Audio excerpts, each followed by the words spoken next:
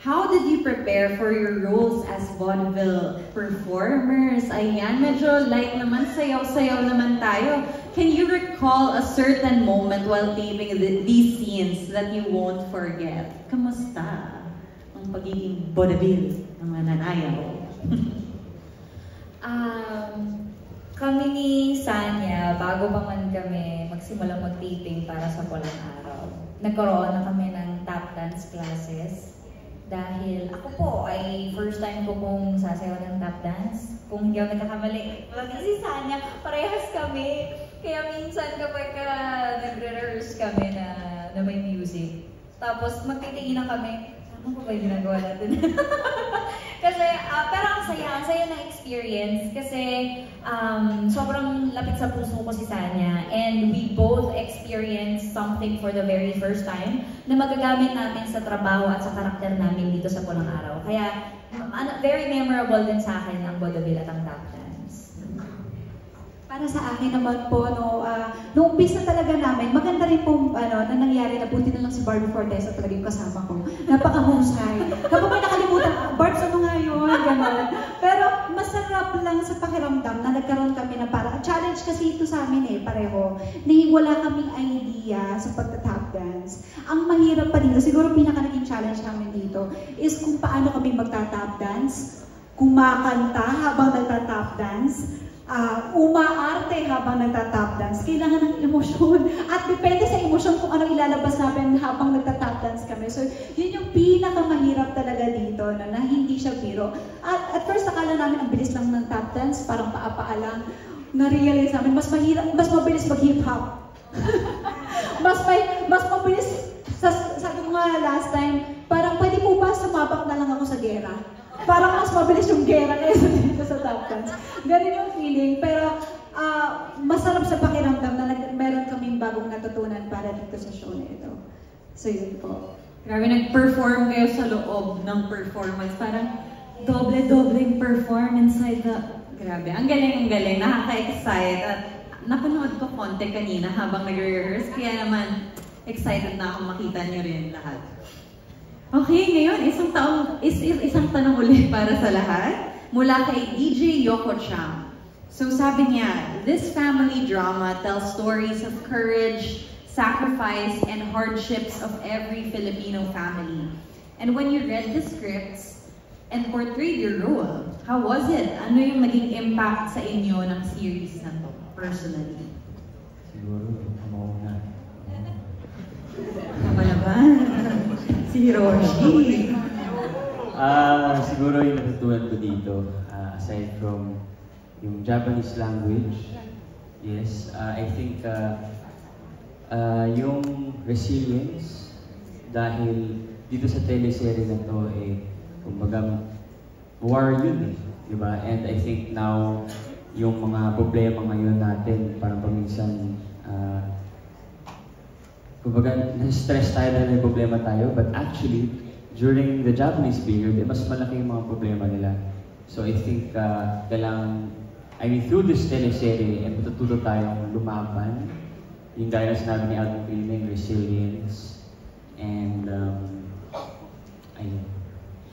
Sorry, na-pick up ko lang yung, since pinag-uusapan natin yung script. So, gaano kalaking parte ng script mo yung Japanese na kinailangan mong aralin? Lahat? Hindi naman lahat. Siguro mga 30 to 40%. Pero with the help of my Japanese coach naman, kinakaya naman. Galing, exciting. Barbie? Ano po ulit yung sorry. Okay, ulit. So, again, nung nabasa niyo yung scripts, when you read the scripts, at pinortray niyo yung role niyo, paano kayo naapektuhan personally? Anong impact nung mga script, nung pag-portray niyo sa buhay niyo? Ako po, to be honest, nung una kong beses na nabasa yung scripts, ang first impression ko talaga, ay ang ganda, ay ang laki ng show. Pero nung ginagawa ko na yung eksena, nung nasa loob na ng eksena, nung ginagawa ko yung mga nakalagay sa description dun sa script, napakabigat pala. Grabe, ang sakit sa puso. Sabi ko nga yung huling taping namin, kasi medyo nasa kalagitnaan na kami ng pagtitaping, so nasa gitna na kami ng gera. Nanlata talaga ako. Kasi yung height ng emotions, yung intensity niya, di ba? Tapos bigla kang kakalas. Dapat doon, right after the scene, kailangan mo kumalas kasi lunch break na. Di ba? Kakain ka na eh. So, di ba, kailangan mo agad i-switch off yung emotions, pero minsan parang, sandali, hinga muna ako. Ang bigat kasi, di ba? Kasi di ba sabi sa script, may nagpupumpahan sa labas. Sandali lang naman, iinom muna ako ng tubig. Yung gano'n. Yun yung pinaka hindi ko makakalimutang experience dito na ngayon ko lang din naranasan sa show. Yung gano'n, yung bigat, yung nadadala mo siya pagkatapos, tama si Alden. So kailangan mo talaga ng a few minutes to really shake it off eh. Kasi pabigat na ng pabigat talaga yung nangyayari. At ang pinaka nagustuhan ko po dito sa script namin, napaka-detalyado.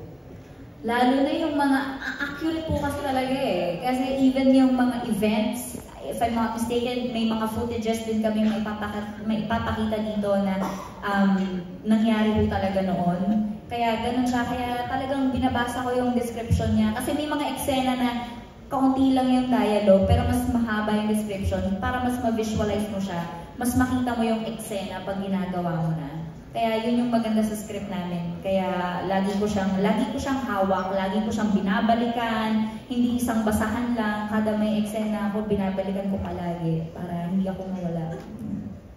Grabe, well-researched and I'm sure very, very well executed. Thank you.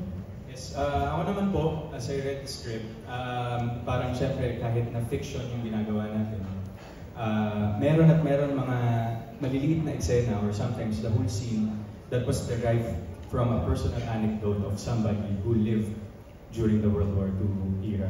So yun yung, lalo kasi nung nag-storycon kami, si Direk Dom nagkwento, tsaka si Sus, kwento nila yung mga personal anecdotes ng mga tao na nakasurvive during the World War II. May survivor ng Death March, may survivor ng concentration camp, and then the journalists that was involved during the World War II.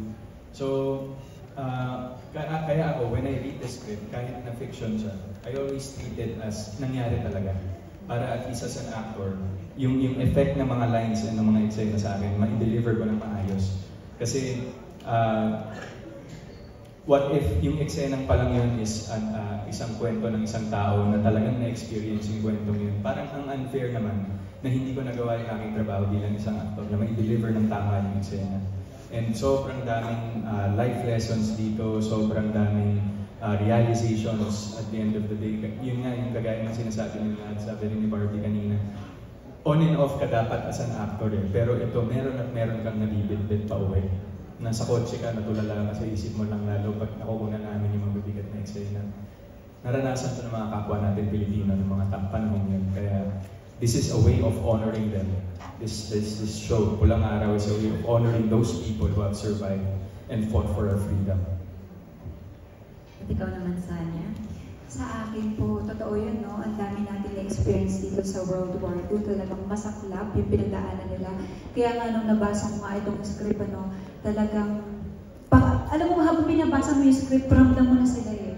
Yun yung mahalaga lagi sa akin.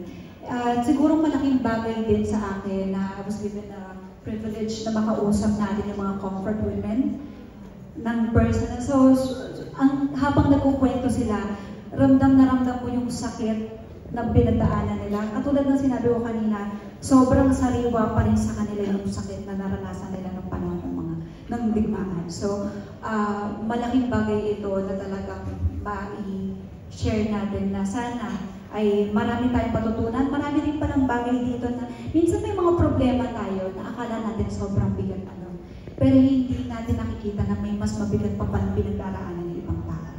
So, yun sana na kung sila nga hindi sumuko, bakit ka susukop, di ba? So, yun yung isa. At yun nga, habang nagkukwento sila, parang you wouldn't want to be in that situation na mahirap. Yun ang naramdaman ko na may mas mahirap pa sa sitwasyon natin, kaya huwag kang susuko. Ayan, walang susuko. Yes.